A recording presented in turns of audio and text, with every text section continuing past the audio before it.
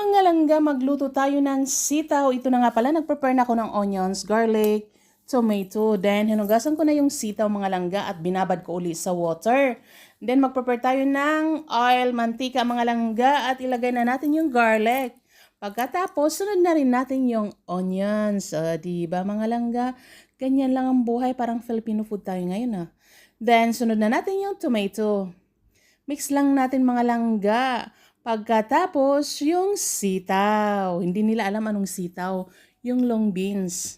Kasi gusto nila makita kung paano ko niluluto yung mga pagkain ko. At ito na nga yung sitaw inilagay na natin. And then, timplahan natin ng veggie.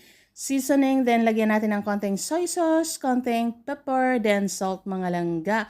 Konti lang, depende na yung panglasa. Saan yung panglasa? O, di ba mga langga, luto na half cook lang kailangan? At may tira pala ako ditong humba, o di ba? Ang ganda ng